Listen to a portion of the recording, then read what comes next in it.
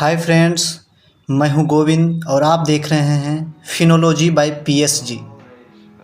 जैसा कि मैंने पिछले वीडियो में साइकोलॉजी ऑफ मनी का अध्याय 1 नो वंस क्रेजी के बारे में 10 महत्वपूर्ण बातें बताई कि कैसे लोग अपनी अनुभव से चीज़ों को आकलन करते हैं एवं इंसान वही सीखता है जैसा उसका पास्ट एक्सपीरियंस रहा हो। आज मैं साइकोलॉजी ऑफ मनी का अध्याय 2 की महत्वपूर्ण बातें आपसे साझा करने जा रहा हूँ। हम में से हर कोई ज़िंदगी में सफल होना चाहता है, लेकिन क्या सिर्फ मेहनत ही काफ़ी है? क्या आपने कभी सोचा है कि दो लोग एक जैसे मेहनत करते हैं पर एक सफल हो जाता है और दूसरा नहीं? क्या ये सिर्फ काबिलियत का खेल है या कुछ और चल रहा है? आज हम बात करेंगे साइकोलॉजी ऑफ मनी का अध्याय 2 लक एंड रिस्क यानी भाग्य एवं जोखिम, जो हमारी ज़िंदगी और पैसे दोनों को चुपचाप चलाते हैं। ये कहानी सिर्फ पैसों की नहीं, हमारी सोच की है और हमारी सीख की भी। तो चलिए चलते हैं मॉर्गन हसल की किताब द साइकोलॉजी ऑफ मनी के पार्ट 2 लक एंड रिस्क के डीप लेसन्स को समझते हैं। यदि आपको लगता है कि सिर्फ मेहनत करने से ही अमीर बनते हैं तो आज का वीडियो आपको हैरान कर देगी। जैसे कि बिल गेट्स के स्कूल में कंप्यूटर होना और यही सुविधा दूसरे बच्चे को ना मिल पाना, ये बिल गेट्स की सफलता के पीछे उनका भाग्य भी है।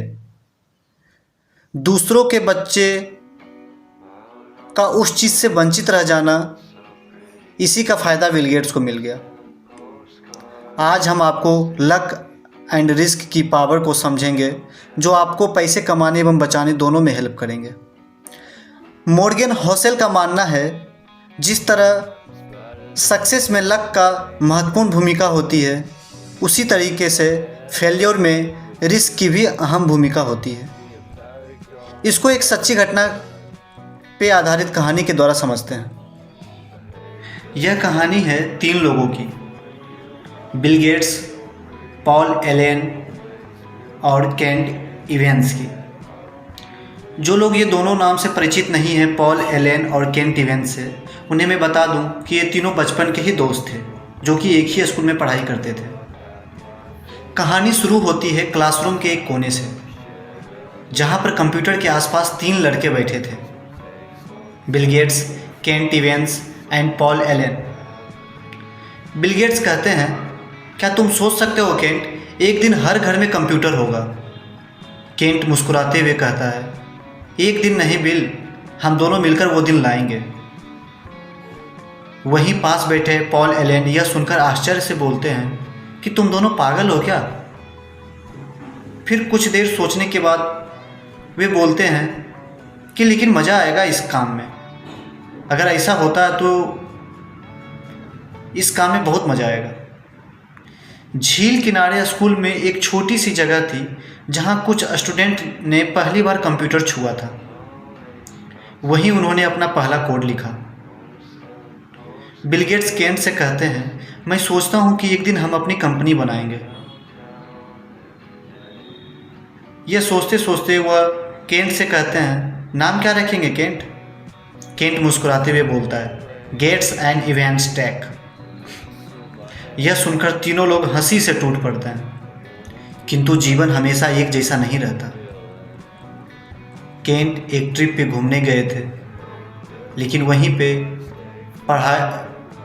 पहाड़ पे चढ़ाई के दौरान उनकी मृत्यु हो गई।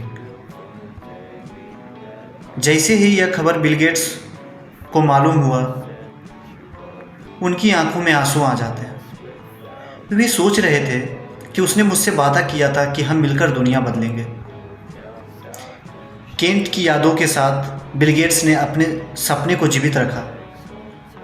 अब उनका सच्चा साथी था पॉल एलेन। कई साल बाद पॉल एलेन और बिल गेट्स एक दूसरे से एक गैरेज में मिलते हैं।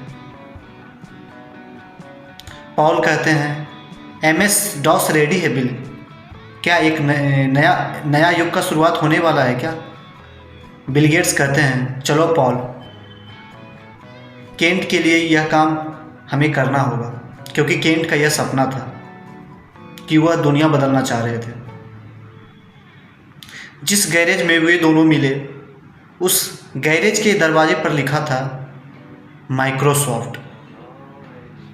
माइक्रोसॉफ्ट ने दुनिया में कंप्यूटर को आम आदमी तक पहुंचा दिया, और हर सफलता के पीछे एक दोस्त की कहानी थी जिसे दुनिया भूल चुकी थी।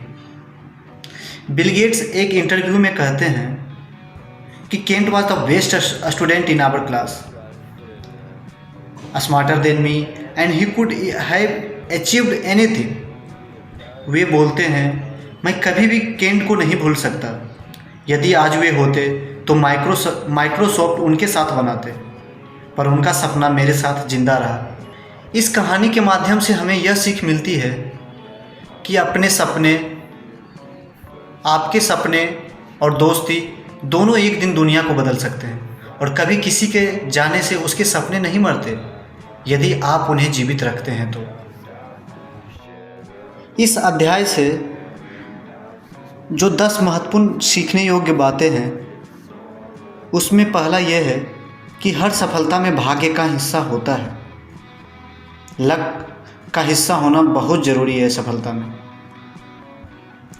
कई बार कोई व्यक्ति बहुत सफल होता है, लेकिन उसकी सफलता में कड़ी मेहनत के साथ साथ समय, जगह और अवसर का भी योगदान होता है, जिसे हम भाग्य कहते हैं।